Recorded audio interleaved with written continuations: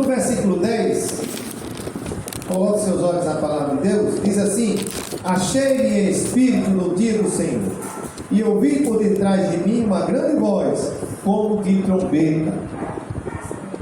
Versículo 11, dizendo: o que vê, escreve em livro, e manda para onde, irmãos? Para as 7 igrejas. Onde é que estavam essas 7 igrejas? Primeira estava em Efésios, segunda estava em Esmirna, terceira estava onde? Em Pérgamo. A quarta igreja estava onde? Tiatira. A quinta igreja estava onde? Em Sardes. A sexta igreja estava onde? E a sétima estava onde? Esta sétima igreja, irmãos, é a igreja mais preocupante. É a igreja mais preocupante. E no final dessa mensagem eu quero dizer para vocês quem é que habita nessa igreja. Eu acho que você já tem mais ou menos aí, a ideia de quem habita nessa igreja. Primeiro, o conceito de cada igreja, da mensagem de cada igreja, o Apocalipse trata com cada igreja é cada período, tá? Em cada igreja significa cada período da história. Por exemplo, a igreja de Éfeso é um período da igreja do ano 31 ao ano 100 da era cristã. O ano 31 foi o ano da morte, ressurreição e ascensão de Jesus. O ano 31. E aí, ao longo desse período da igreja de Éfeso, nós conhecemos a igreja de Éfeso, historicamente falando, como a igreja pura. Por quê, irmãos? Porque foi a época da igreja dos discípulos. Era uma igreja pura, sim ou não? Sim ou não? Era uma igreja, só você ir lá em Atos capítulo 2. Em Atos capítulo 2 diz que essa igreja era unida em tudo, na oração e no partir. Por isso que era conhecido como o período da igreja pura, a igreja de Éfeso. E Jesus, quando começa a carta da igreja de Éfeso, ele diz assim: conheça as tuas obras, o teu labor, o teu amor. Por quê? Porque a igreja dos discípulos, irmãos, era uma igreja fervorosa, era uma igreja pura, era uma igreja que os discípulos tinham um poder tremendo, um poder de sacudir alicerce, era um poder de ressuscitar e de curar e operar milagres. Que poder é esse, irmãos? Era o poder do Espírito Santo de Deus. Esse poder está faltando hoje em nós? Sim ou não? E por que a gente não tem esse poder hoje, irmão? O que está acontecendo com nós hoje? Busca. Falta de quê? Busca. Qual é o poder que agia na vida dos discípulos? Era o poder do... Por isso que a serva do Senhor, Ellen White, ela diz que nós precisamos do batismo do Espírito Santo. Porque aquele povo foram batizados com o poder do Espírito Santo em língua de fogo. Esse é o fogo purificador, o fogo transformador. E é isso que nós estamos precisando no dia de hoje. Nós precisamos desse batismo imediatamente.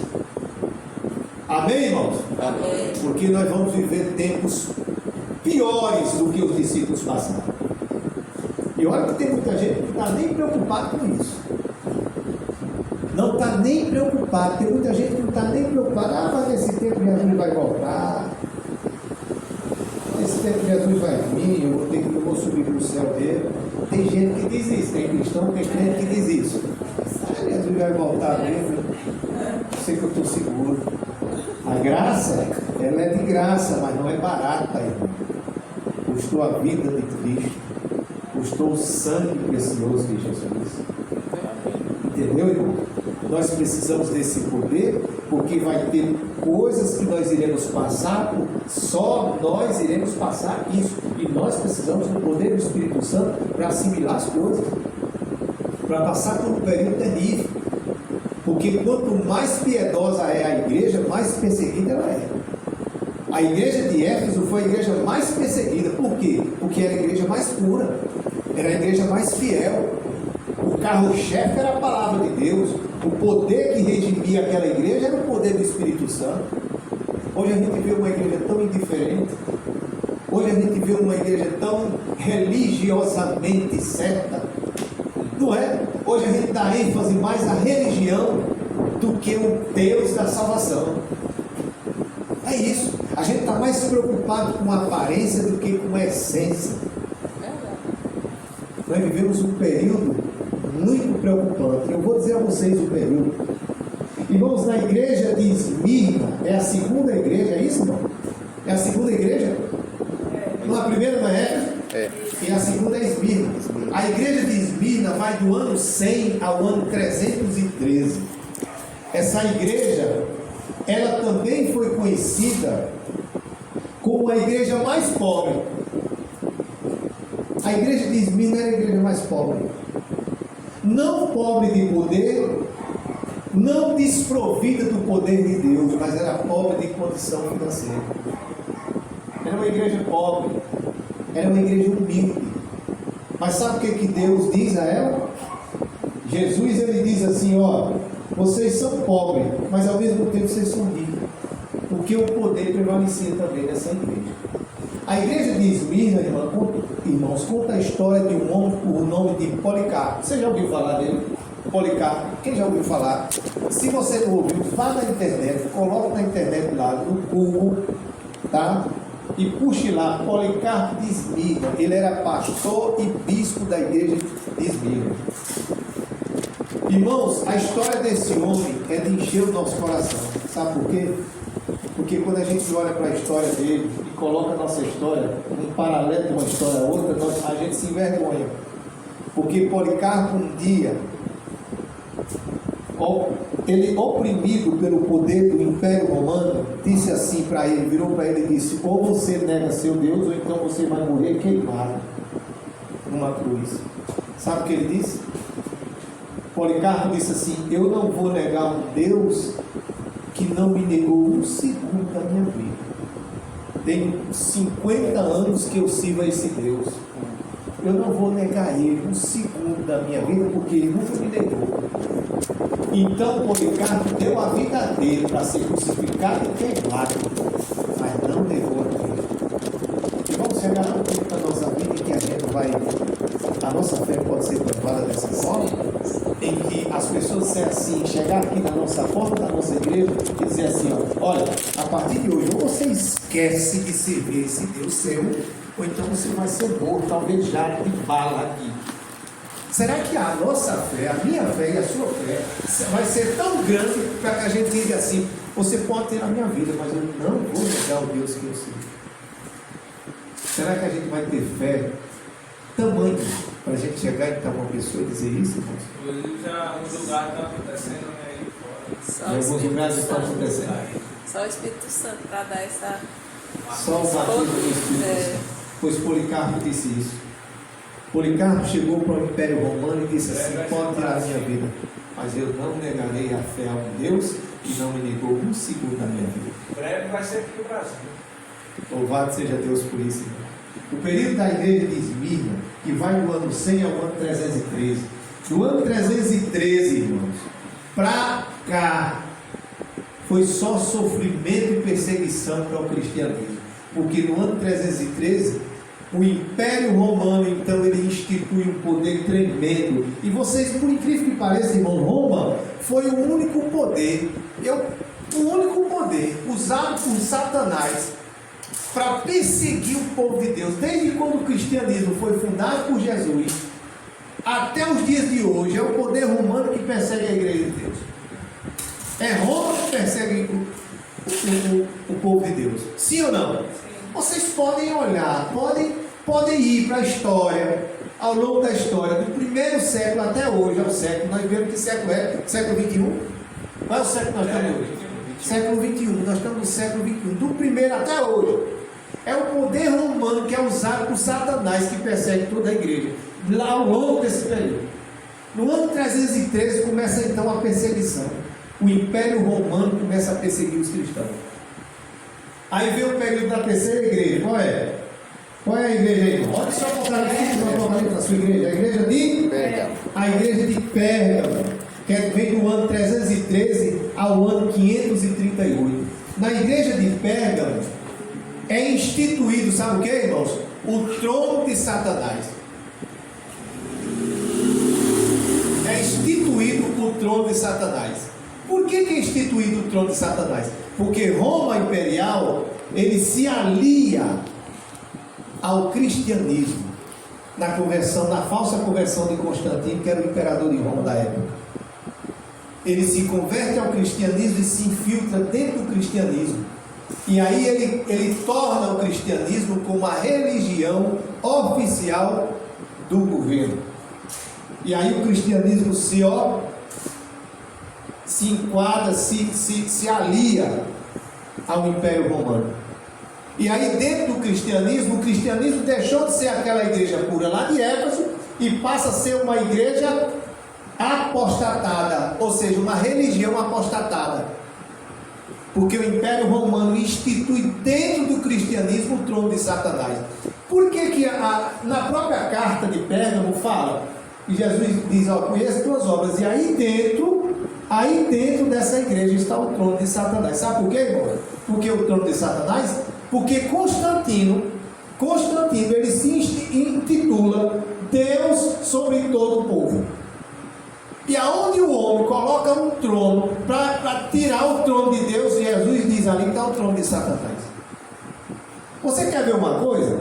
Se a gente olhar para o cenário evangélico lá fora, a gente vai até ir para fora. Se a gente for para o cenário evangélico aí fora, vocês verem mais as pessoas exaltando o homem, colocando o homem no centro da adoração da igreja do que Deus. É ou não é? E se você for para a religião romana, aí é onde você vê o homem sendo adorado no lugar de Deus. Quem é o homem que é adorado na religião romana no lugar de Deus? O Papa. É o Papa que perdoa o pecado. Hein?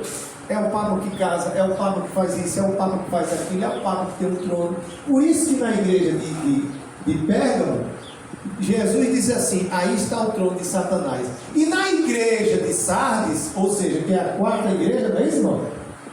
A igreja de Tiatira, Sardes é a quinta. Na igreja de Tiatira, olha, a igreja de Pérgamo vai do período de 313 a 538.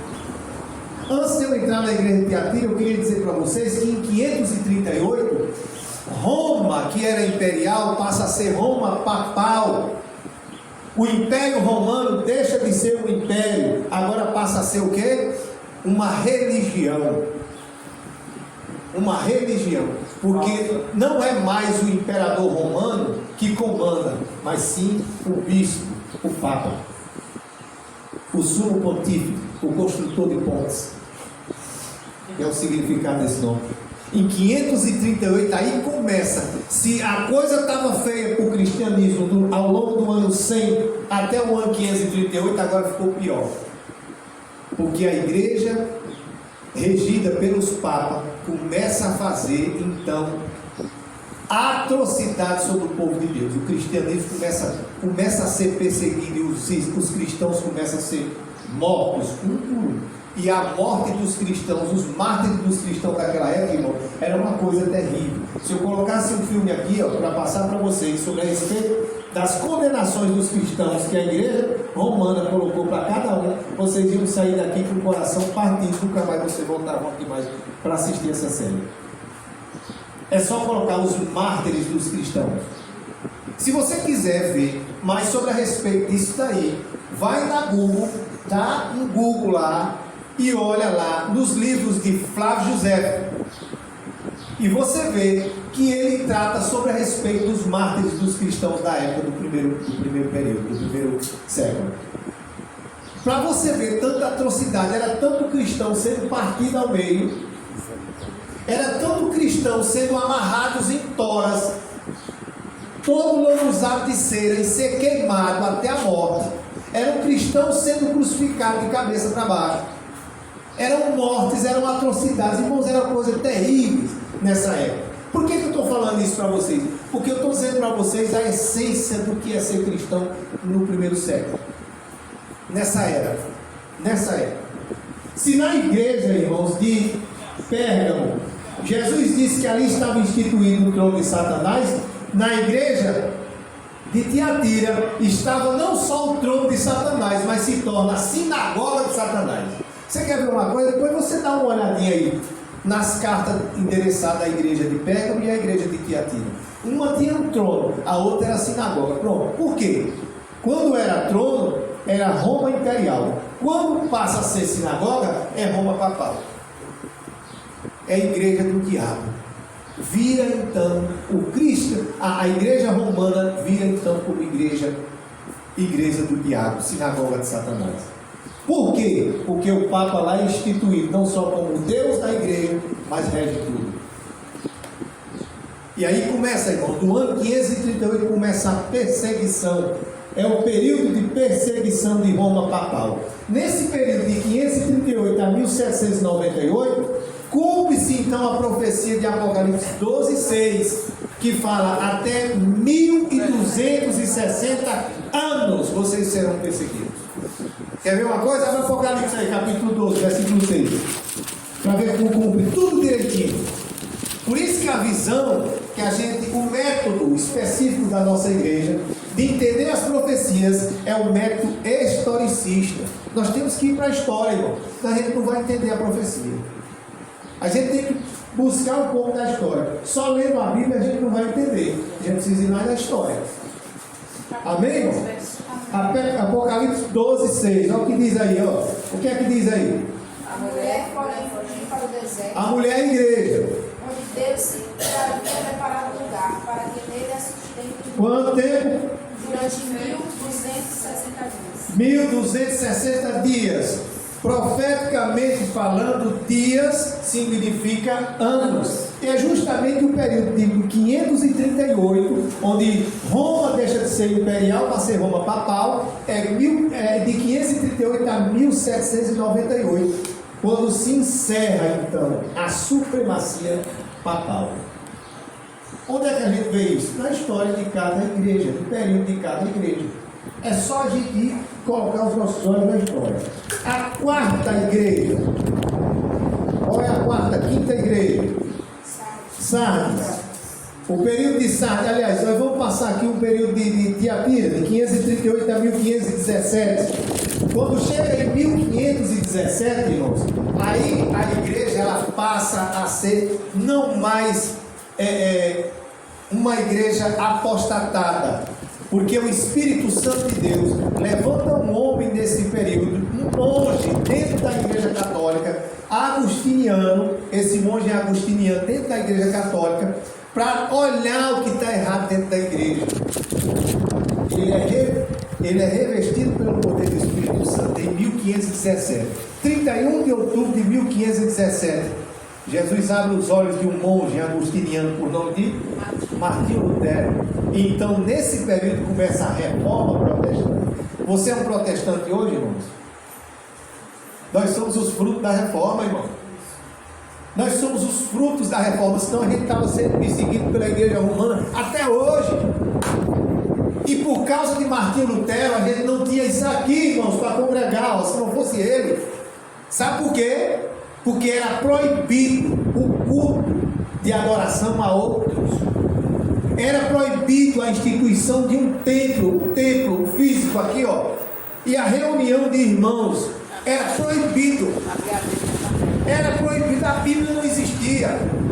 Era caçado, o cristianismo era uma religião para eles ilegal, ilícita. Você está vendo que hoje você está no mar de rosa, você está sentado na sua cadeirinha hoje, adorando a Deus, com a Bíblia na mão, tendo Bíblia para ler, tem tudo. Você já prestou atenção que a gente tem tudo, um banquete armado na nossa mão, e nós não estamos com medo de se alimentando disso, irmão? Você já prestou atenção nisso? E na época, eu vou dar aqui um exemplo de um grupo de pessoas, os valdenses. Os valdenses, irmãos, eles foram tratados no livro de Ellen White, está lá no livro do Grande Conflito de Ellen White. Ellen White trata o grupo dos valdenses como um grupo de cristãos genuínos que negaram tudo menos a Deus. Eles levaram até a vida deles por amor a Deus. Ellen White diz que eles cortavam a pele do próprio corpo para esconder ali as escrituras e costuravam. Eles eram perseguidos em caverna. O poder romano, irmãos, a igreja católica romana perseguia esse povo e matava. matava de forma mais tão crucial que vocês nem imaginam como é que eles morriam. E esse povo não negava a Deus.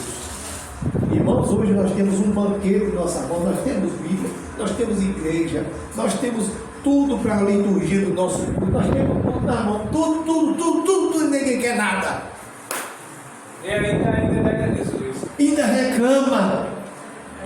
E esse povo vivia perseguido dentro dos buracos de caverna, irmãos, orando a Deus, orando. Ellen White disse que tinham pessoas que tinham a Bíblia gravada na mente, irmão. Na mente. A Bíblia não era mais impressa. Não era. Era aqui, ó.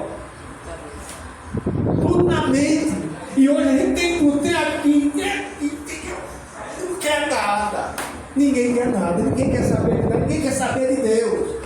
Por isso que lá em Amós capítulo 9, a palavra de Amós capítulo 4 diz que haverá fome na terra uma época, mas não é fome de pão, nem de água, é fome de ouvir a palavra de Deus. E a gente tem um prato cheio, come. O prato está cheio na mão, com menos borrotando, a gente não quer. A gente prefere comer o prato que está lá fora. É comer aqui e morrer lá na frente. Vocês estão entendendo aí a história da igreja? Não dá para a gente se envergonhar. Tem hora que eu chego, que eu estou na minha casa, porque eu penso em pegar minha cabeça e bater essa na parede. Burro, que tu é. Porque quando eu olho para a história da igreja, irmão, nessa época, e olho para a história da igreja hoje, 1517, começa então aí o período. Aí sim, esse período de 1517 a 1798 é conhecido como a era das trevas, porque aí foi onde a igreja foi perseguida, Bíblias foram queimadas, irmãos foram perseguidos, cristãos eram perseguidos, eram mortos, foi um mar de sangue, E lembra que nós lemos agora Apocalipse capítulo 12, versículo 6, a mulher correu para onde? Para o deserto, o povo corria para tudo quanto era lado, mas foi cuidado por Deus. Um grupozinho pequeno, remanescente de Deus, foi guardado pelo poder do Espírito Santo. Irmãos, a igreja nunca foi aniquilada 100%. A igreja ela foi tirada uma parte, mas Deus sempre preservou o seu. Amém. Sempre preservou o seu. Nós somos uma pequena parte desse povo de Deus, irmão. Diga amém? Amém. Preservada e selada pelo sangue de Jesus. E na igreja de Sardes, começa então o período de 1517 a 1798. O período de 1798 termina a supremacia papal, com a morte do Papa Pio VI, comandada pelo general francês Berthier. Foi lá, prendeu o Papa e disse: opa, peraí, aqui você não tem mais vez, aqui você não tem mais poder, aqui acabou-se. Tá? Então o Papa foi preso, e nessa época que o Papa foi preso, aí então a igreja se enfraquece, e aí nós ganhamos então, nessa época, irmão, nós ganhamos o privilégio de ter um culto religioso como nós temos aqui, no nosso templo, na nossa igreja, os irmãos todos reunidos, cantando, bem vestido, louvando e glorificando a Deus. Sem ser perseguido desde essa época. Hoje você tem liberdade para abrir sua igrejinha ali no pontinho e glorificar o nome de Deus, mas nessa época não tinha. Então desde 1798 termina a perseguição, cumprindo a profecia de Apocalipse 12, termina o período de 1260 anos de perseguição. E aí de lá para cá a gente começa. Agradeço a quem, irmãos? A Martinho Lutero. Deu até a sua própria vida por amor ao Evangelho de Deus e para abrir os olhos do mundo. Igreja de Filadélfia é do período de 1798, vai até 1844. Dá para você lembrar alguma coisa aí do período de 1844? 1844 é o quê? O grande desapontamento. Em 1830, irmãos, começa então o movimento milerita. 1830, Deus levanta no meio de um pregador batista, da igreja batista, Deus tira ali um povo do grupo da igreja metodista e faz ali um grupo chamado movimento milerita. Por quê? Porque era governado pelo homem de Deus chamado Guilherme Miller. E esse homem começa a estudar a Bíblia, começa a ler de Gênesis a Apocalipse, aí para em 2 livros, Daniel e Apocalipse. E eles começam a ver coisas que iam acontecer no tempo do fim, e a maior esperança deles era a volta de Jesus. Pode soltar o fundo musical, viu, meu irmão? Para apressar o pregador. Aí, resultado, quando chega em 1838, eles estudam ardentemente. Irmãos, na época o povo deixava até de tomar banho, trocar de roupa, fazer barba, cabelo, para estudar a palavra de Deus. Não faça isso, não é conselho. Faça suas obrigações, né? Mas não deixa de estudar. Mas o povo era tão incisivo no estudo da palavra de Deus nessa época, irmão, que eles abandonavam tudo para ler o que estava escrito ali. E eles queriam ver o período, a data da volta de Jesus. Então, em 1844, 22 de outubro de 1844, Guilherme Miller bate o martelo e diz assim: olha, aqui vai ser a volta de Jesus, nós vamos se preparar. Eita, meu irmão, tinha muita gente vendendo propriedade. Tem muita gente vendendo tudo, teve muita gente vendendo tudo, e se preparando para o dia da volta de Jesus. Em 22 de outubro de 1844, Jesus não volta. Até hoje Jesus não voltou ainda. E então houve um grande desapontamento. Nessa época, o grupo que era grande, ele se divide. Muitos se apostataram, deixaram sua fé.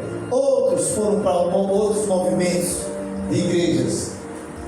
E um grupo separado formou-se então o grupo dos sabatistas, dos guardadores do sábado.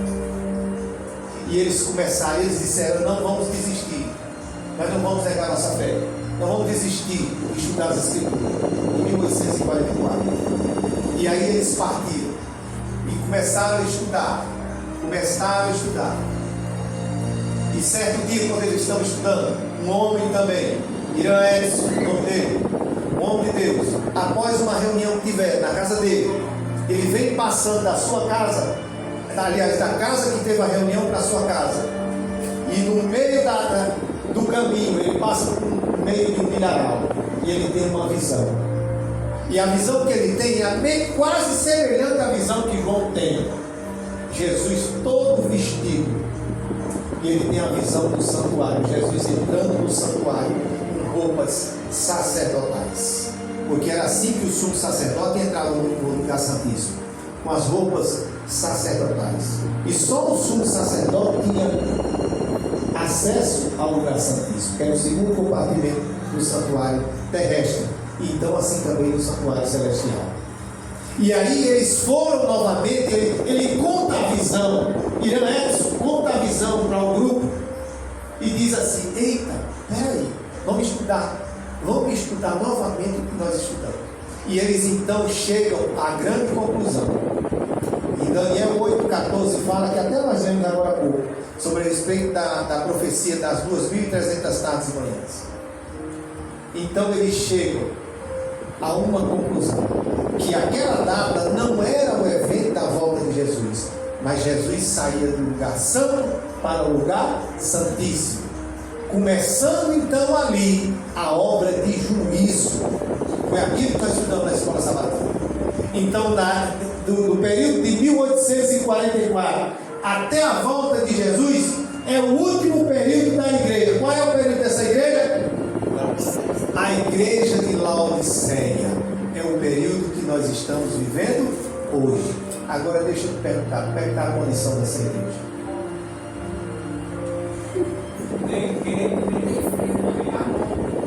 Como é que está o período dessa igreja?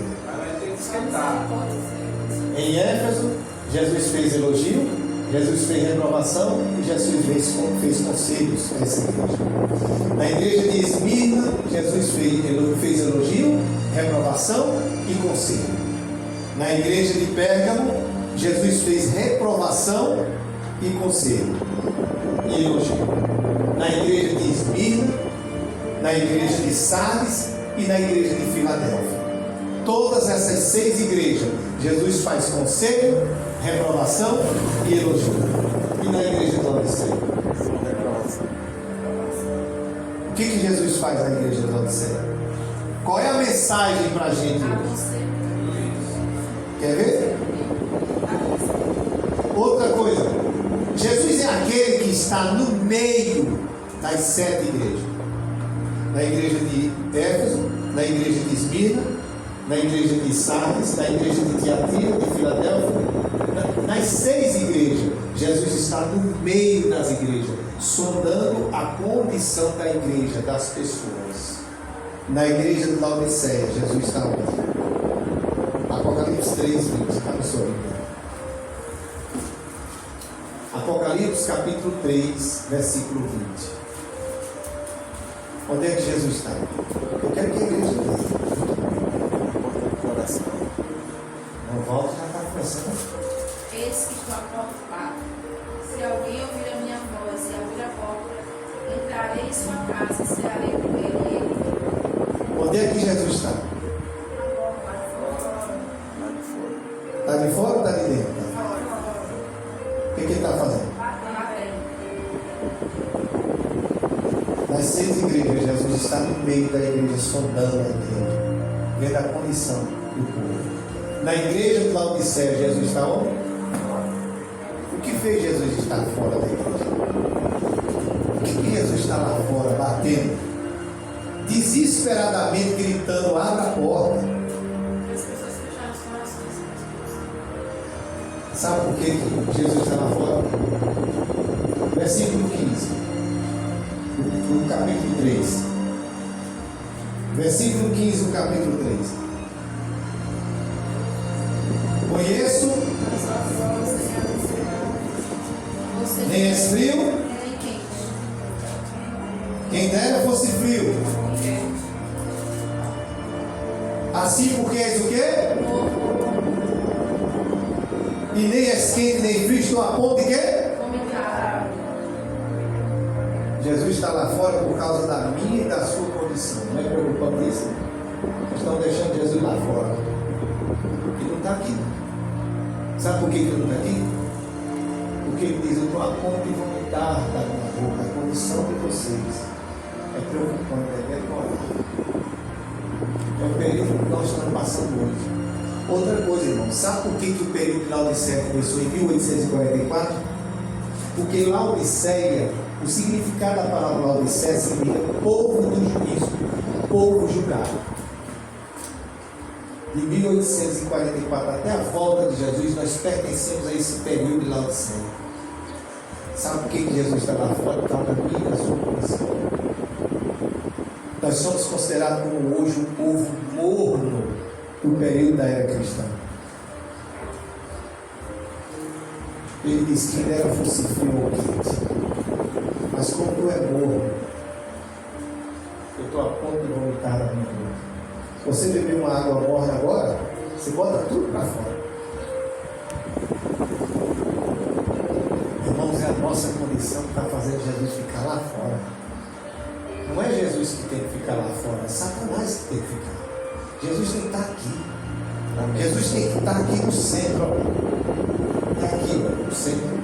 Não só da igreja, mas no centro da nossa vida. Amém. Quando eu formei esse sermão, irmãos, eu me preocupei tanto. Acordava de madrugada pedindo perdão a Deus, chorando, implorando a Ele: Senhor, tenha misericórdia, me perdoe. O que eu estou fazendo para tirar isso tanto de mim? Quando Jesus diz assim: eu estou às portas batendo, é porque Ele está. Nós estamos colocando Jesus fora do nosso patamar, da nossa vida. Então precisamos fazer exame todo dia. E sabe qual é o conselho dele? Versículo 16, ele diz o conselho dele. Ó. Versículo 18: aconselho que de mim compres ouro refinado pelo fogo, para te enriqueceres, vestiduras brancas para te vestir. Irmãos, o ouro refinado é o poder do Espírito Santo que está faltando na nossa vida. A vestidura branca é o caráter de Cristo que está faltando na nossa vida. É isso. Nós fomos chamados para ser igreja de Deus. E essa igreja, ela precisa representar 2 aspectos: sal e luz. Diferença. Diferente. É isso. Você é a igreja de Deus que foi chamada por Ele, que foi comprada pelo sangue dele, por alto preço. Não há ouro nem prata que pague o preço que Ele comprou de mim e de você. O preço que Ele pagou pelo meu e pelo seu pecado. No livro de Mateus, conta a parábola do credor incompassível. Lá coloca em consideração o preço de uma dívida. Então Jesus ele faz o preço de uma dívida tão incalculável que se torna uma dívida impagável. É o nosso pecado. O nosso pecado é um preço incalculável. Se é um preço incalculável, é impagável.